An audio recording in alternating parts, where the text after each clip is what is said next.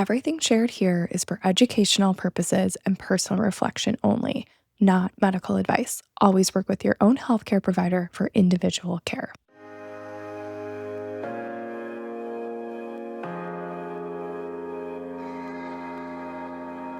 Hi, everyone. Welcome back to the Inner Script. Have a good episode here today, and I am fired up. I am feeling a little feisty right now based on some of the things I'm seeing on social media. This episode, I'm going to be a little bit more direct, definitely a little bit more fiery. It's because I want to talk about the current trends in the wellness space that I'm really just not about. We're going to get into all of the things, but I want to also preface this by saying, I'm not doing this as a way to tear people down or tear wellness influencers down in any way, but it's more in a way where I think we just need more discernment on social media when it comes to wellness trends, wellness fads, and just understanding health and wellness on a deeper level. Because what I'm seeing right now is a lot of health and wellness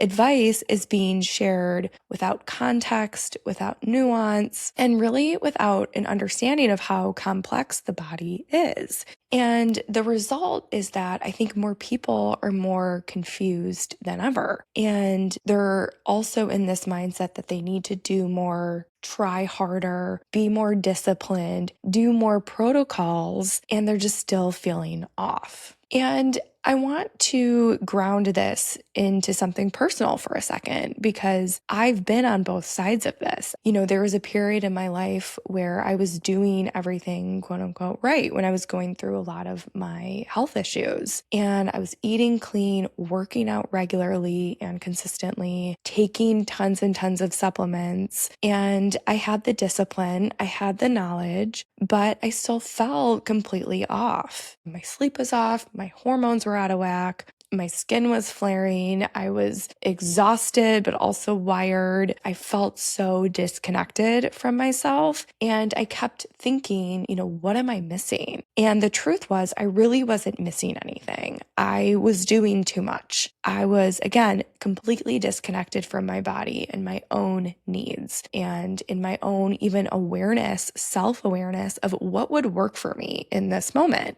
That's what I think a lot of this health and wellness trends and fads on social media is because we're seeing somebody successful in doing a specific protocol or supplement or whatever it is. And then we have this expectation that it's going to work for us. And then we do the thing and it doesn't work and we feel really bad about it. And it's kind of, we internalize this belief that, okay, well, there just must be something wrong with me, when in reality, all of our biology is different. Something that is going to work for somebody won't work for you based on so many factors, anywhere from your family history, your own medical history, your age, your gender, anything. So we're not taking that into account. And it honestly frustrates me because I'm seeing this over and over again in my patients and they feel very frustrated. Okay. So before I get into the specific trends, I want to start with something really important. This is where I think the line gets blurred. If you've gone through a chronic health condition, you absolutely become an expert of that condition in your own body. I want to preface that so much because I truly believe you become an expert of your own body and how that condition is affecting you. Nobody knows that more than you. Even if you don't have medical background, whatever. Like I've seen that time and time again. And I want to offer that respect, just acknowledging that. Like 1,000%. Because of that, whatever symptom or condition you have dealt with, you've experimented, you've paid attention, you've had to advocate for yourself, you've done research, you know this inside and out, and that really matters. But for me, this is where it gets a little nuanced and where there is a difference. So there is a difference between understanding your body and knowing how to safely guide somebody else's. And that's the piece I think that's getting lost in all of this, because what I'm seeing is someone finds something that works for them with good intention. They want to turn it into advice, which makes complete sense. But then this turns into a protocol or a framework, and this is what works. But health does not work like that. And your body is not someone else's body. Your root cause is not someone else's root cause. And what helped you could actually harm somebody else. There's also a massive difference between information, researching, having knowledge about a specific condition or multiple conditions, and then applying it clinically, applying it to people with different biologies. You can read studies, listen to podcasts, research for hours, but applying that information to a real human being with a unique physiology, a unique nervous system, a unique lifestyle, a unique medical history, that is a completely different skill set. And I will die on that hill, because think of it like me. If I said I went to nurse practitioner school, but never treated a single patient, would you trust me? I hope not, because it's a completely different ball game. Going into a room with a patient, having knowledge about a specific condition, symptom, anything, and then applying it, diagnosing it, the treatment protocol, it's never going to be the same. I'm going to give you an example, which I was honestly wary about sharing. Something that happened to me when I went on a retreat, and there was an option to do a bod pod, where it's basically like you get into this contraption. It measures your body fat percentage. And at the time, I was dealing with a lot of water retention due to some hormonal imbalances. Definitely should not have gotten in that thing, I will say. But afterwards, it showed my body fat percentage being so much higher than I anticipated. Even at my least active and my heaviest, my body fat percentage was never that high. So I was like, this doesn't seem right. I realized, I was like, oh, okay, it's the water retention could be falsely showing up as body fat on there. Anyways, I told the person going over the results with me that, I've been retaining a ton of water because I was very confused about the result. And she told me that if I was retaining water, it would show up in the muscle mass and not in the subcutaneous fat or like the lymphatic system. I get what she is saying, where after exercise, or if you take creatine, that naturally pulls water into your muscle tissue and you get that swole feeling, like your muscles swell. But this is not what was going on with me. And what she was telling me about what was going on with my body was false. And I confirmed this after researching, because I was like, this doesn't make sense. Okay. So I confirmed this after researching with the bod pod that water retention from any source, including lymphatic fluid accumulation that can go into your subcutaneous or your fat tissue, would be misclassified by the bod pod as increased fat mass rather than lean mass, leading to an artificially elevated body fat percentage. And again, my point in sharing this is not to shame this woman at all. She was acting in a way of trying to help, being well-intentioned, and she is extremely knowledgeable about health, nutrition, wellness, all of it. But my problem is that people are giving health advice and interpreting data without the clinical background or knowledge,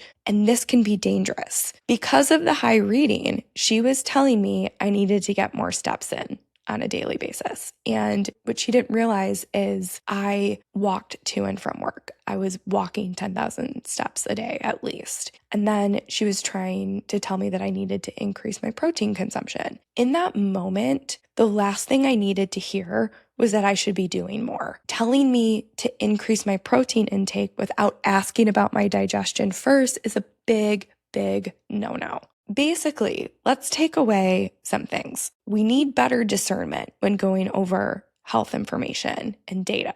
You need to understand how the body works physiologically, hormones, all of it. Yes, so we need to have more clinical background in order to apply this information and to just better understand everyone's physiology, because we are all coming from a different place in terms of medical history and our demographics. Biggest lesson here, if you are retaining water, do not get into a bod pod or anything that measures your body fat percentage. Lesson learned. One other thing I want to mention about just people getting health information, and this goes to my patients. So I've had so many women come to me struggling with how to lose weight, and almost all of them are in a significant calorie deficit while also doing really intense workouts. Often they're eating around like 1,300 to 1,500 calories per day based on recommendations from a health coach. And if you're exercising regularly, especially strength training,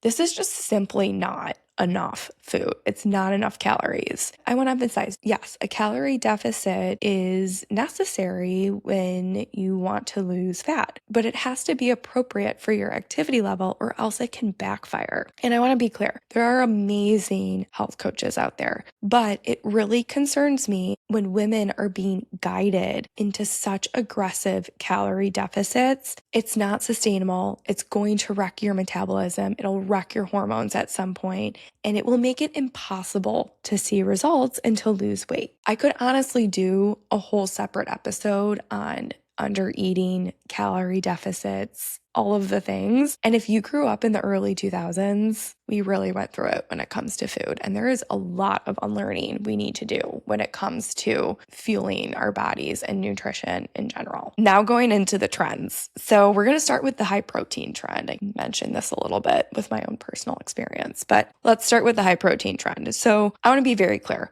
I am not anti-protein. We need protein. Protein is so important for neurotransmitters, building muscle, lean mass, keeping us full, great for hormones. Like, yes, 1,000%. But what I am seeing right now is that this push to increase our protein is more is always better. And clinically, that is just not true. It is possible to eat too much protein. And I've had multiple female patients recently who are intentionally trying to increase their protein intake, doing everything right based on what they're seeing online, and they're coming in with really bad digestive issues, whether it's bloating, heartburn, reflux, constipation, just overall like heaviness and discomfort in their abdominal region. And they're confused. They're like, I'm doing the protein thing, but I feel worse because they're thinking, I thought this was supposed to make me feel better. But protein digestion is complex. Like, you don't just eat something and there you go. You have to be able to digest it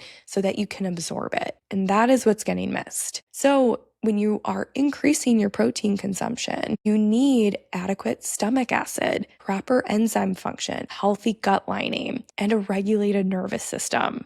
And this is where people are missing the bigger picture. I hear this from women all the time where they're meeting with somebody and they're told to increase their protein consumption, but they're not asking how their digestion is. And that is just like such misinformation. Anytime you make a dietary change or nutrition change, the clinician or whoever you're seeing, they have to ask you about digestion. If you're constipated, it's not going to work. You're not going to absorb whatever nutrition or diet change you are doing. So if you are already constipated or bloated or dealing with heartburn or reflux, protein is not the solve. We have to focus on the digestion aspect first.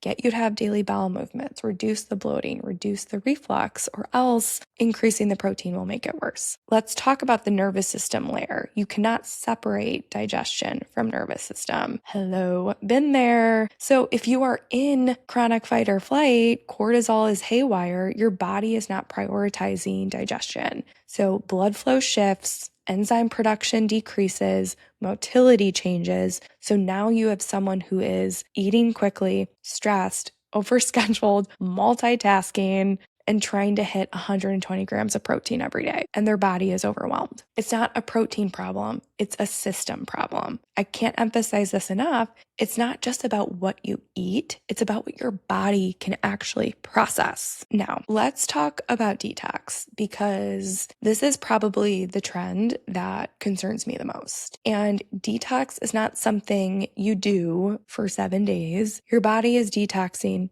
every single day. So with detox, there are 3 phases of it, which I think is extremely important to understand, because if you don't detox appropriately, you're going to feel worse, and it can be really, really dangerous. Your liver is the main organ for detoxification, and there's 3 phases. Phase 1 is activation. This is where toxins are broken down.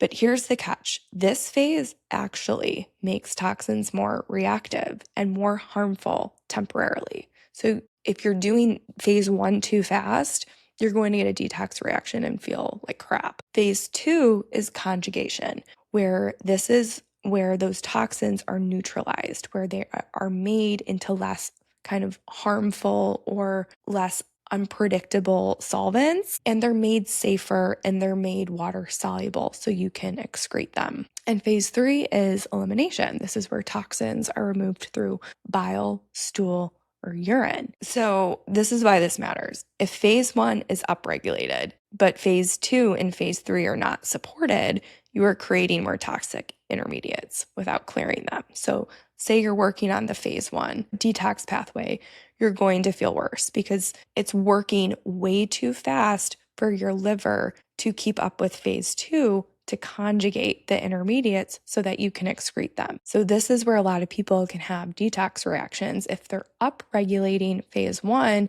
before phase 2 and phase 3 have been addressed. So you have to treat detox backwards, starting with phase 3. Otherwise, as I have mentioned, you will have detox reactions. So this is why a lot of people can have headaches, fatigue, skin flares, brain fog, anxiety, which those can be common detox reactions. And sometimes, yes, when we're kind of opening up our detox pathways, sometimes like mild forms of these can happen and can be normal, but it's more of these like severe things where people are like breaking out in hives or, acne flares or feeling terrible. Like, I don't really think that's normal or really should be happening. And I will say, I've had patients come to me after aggressive detox protocols and they feel like crap. They feel terrible and they think this must mean it's working. And that is one of the most dangerous narratives out in the wellness space right now, because sometimes feeling worse does not mean you're healing. It means your body is overwhelmed and we are upregulating certain parts of our detox pathways that we're not ready. So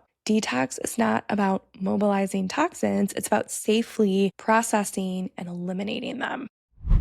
Hey friend, if there's someone in your life who you think would also love this conversation, please send them this episode.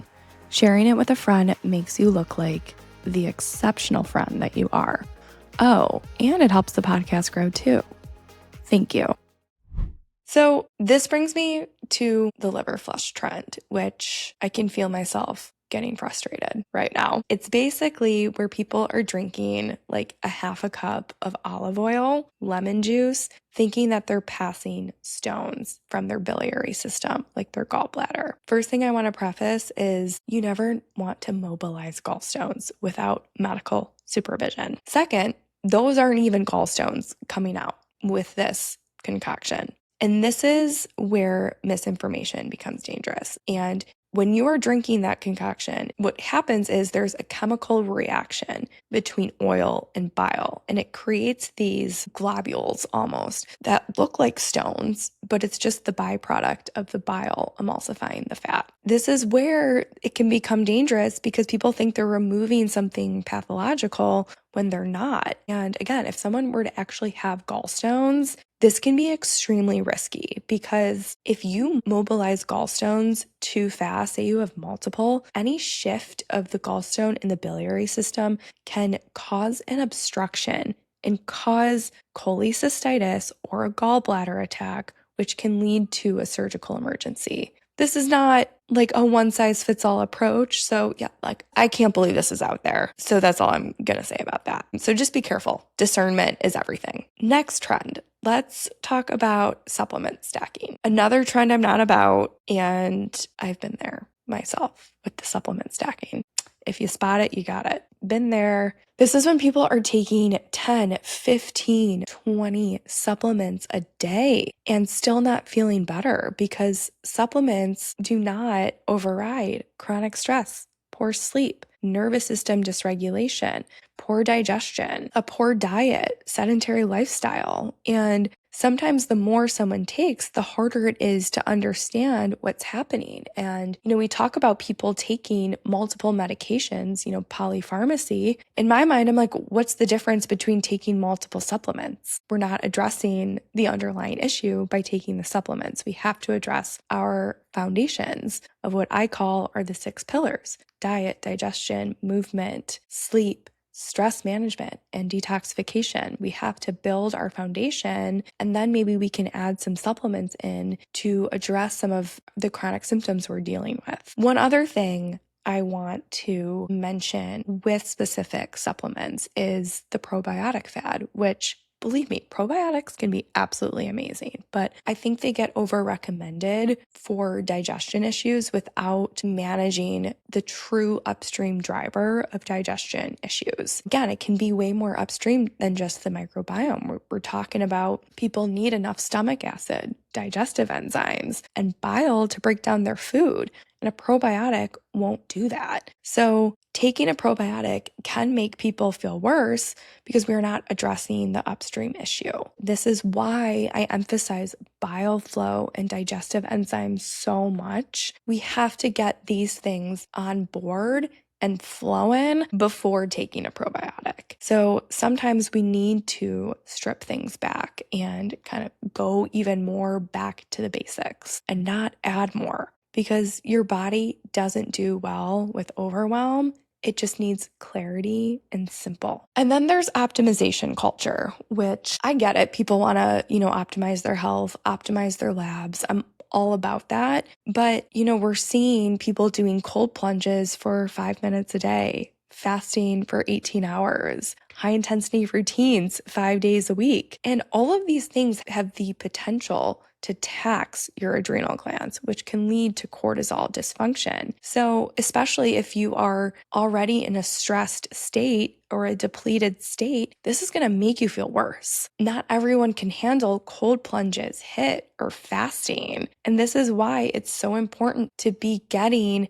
a careful medical history and understanding symptoms and physiology and understanding how adrenals play into our health when we are going to these extremes. And then we layer all of this on top of bodies that are already overwhelmed, and we're continuing to do too much. And I see this a lot in women, and women fasting aggressively, training intensely, under eating, overriding their bodies while dealing with stress and hormonal fluctuations. And the body pushes back. It will. Inevitably, it's going to make people feel worse. Then we start to see menstrual cycle changes, sleep issues, fluid retention. And the response is, well, I'm not doing enough, so I got to do more, push harder, when really the body is asking for less. This is where I want to talk about discipline. Getting into discipline, because growing up, this is something I heard in the health and wellness space all the time, is like with workouts. Well, you need to be disciplined. You got to get the workout in, and discipline is praised. Look, I get it. Some form of discipline is necessary. We need consistency. But what I see happening is discipline being used to override the body. And that's never okay. And when you're exhausted, you force the workout. You're craving something, you ignored it. You're just like, oh, gotta quiet the food noise, when cravings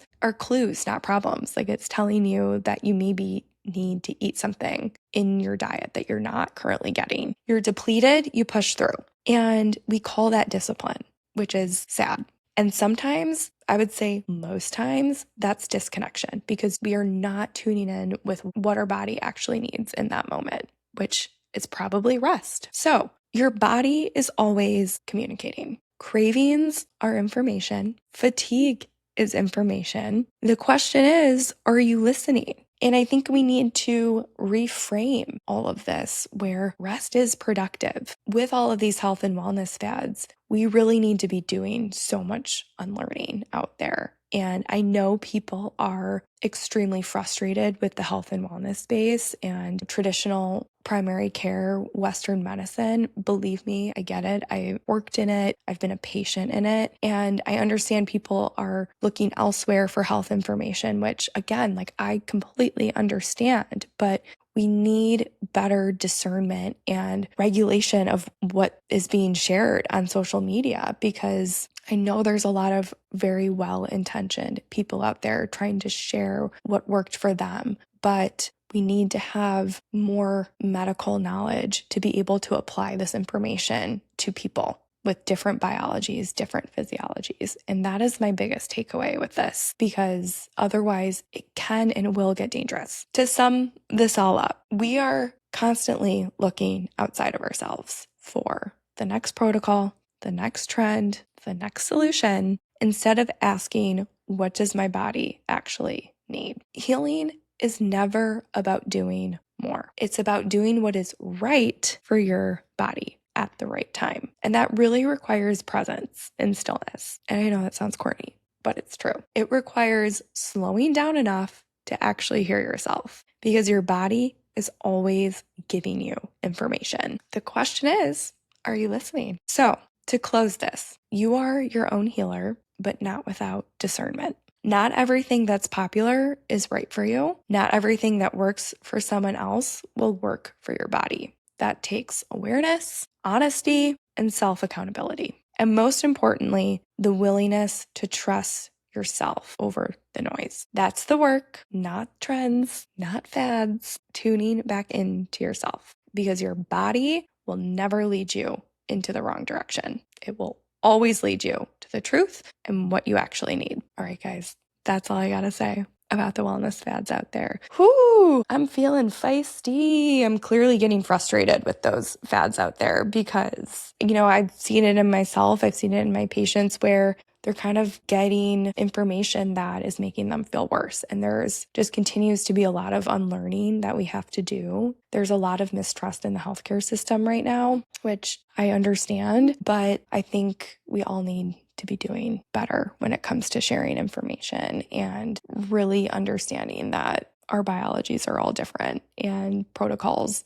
are not going to necessarily work for you if it worked for somebody else. So I know I'm sounding like a broken record, but thank you guys for listening. Always a pleasure. So fun to chat with you guys. Let me know what you think of this episode. Feel free to send me a DM on Instagram at the Interscript Pod. Rate, review, subscribe. Love you guys. I'll see you next week. If you want to connect with like-minded women and dive deeper into these conversations, join my Patreon community. There's a free option, and it's where we can talk about each episode together. The link is in the show notes, and I can't wait to see you there.